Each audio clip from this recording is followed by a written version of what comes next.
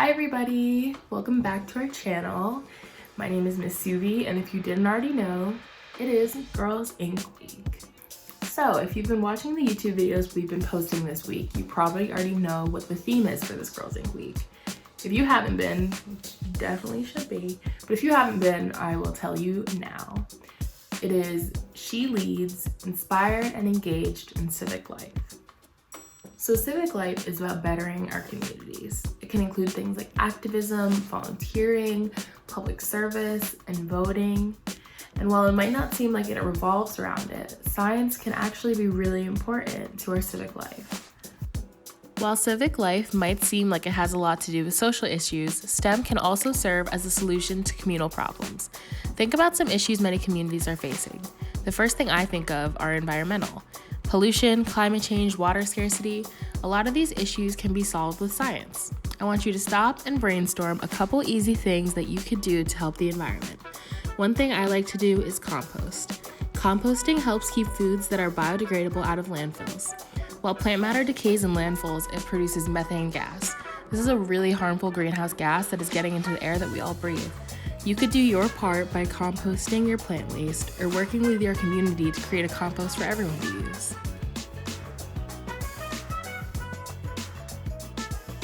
So we just talked about composting as an easy way to kind of make a difference in your environment and your community.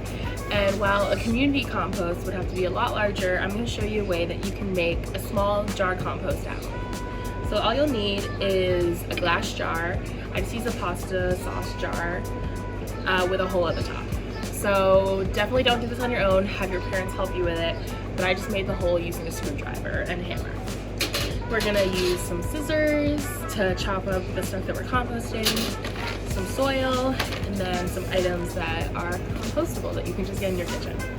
So after you make the hole in your jar lid, we're gonna add some soil to our compost to the bottom. Probably want to do this outside because it might get a little bit messy, which is okay.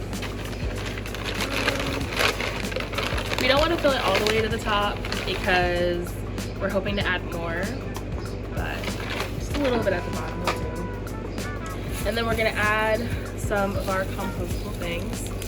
I have some dead plants, or not dead, but kind of on their way out, plant matter. Add. And then eggshells, which are compostable. Stick those in there. You may want to crumble things up a little bit to help them break up more in the compost. If they're entirely full, it'll take a lot longer for them to decay. And then I have this really gross banana peel. So I'm just going to use the scissors to cut that. Put that in there. So this is what our jar looks like as of right now. As you see, there's just a little bit of dirt on the bottom. We have some plant matter and some bananas. We're gonna add some water to our compost, just a little bit, and then we're gonna stir it up. Now, it's important that you stir your compost up every couple of days so that things don't just sit. It'll help things decay quicker. And then once we've done this, we can put our lid on. All right, this is our finished compost. We're just gonna leave this out somewhere that it's gonna get a lot of sunlight. It's not super sunny outside right now, but my back deck gets a lot of sunlight. So I'm gonna leave it out here and it'll take some time, but soon the things will start to decay and I'll add more. Now this is just to start a compost. If you wanna seriously start composting, you'll definitely have to get a bigger one. They're pretty easily available or easy to find, and you can also recycle different materials to make them. Compost is great to use if you garden or have plants, and it's also just better for the environment. You can contribute to scientific research by engaging in citizen science. Citizen science is science that utilizes the community to help go out and collect data for an experiment. You can go outside, observe your environment, and share your results with a scientist in your community for an experiment they're working on. This is a great way to engage with STEM and learn about how fun it can be. You could also take initiative and create something on your own. You may be watching this video on a phone. Could you use technology and coding to create an app or a website? How could you utilize an app to organize your community?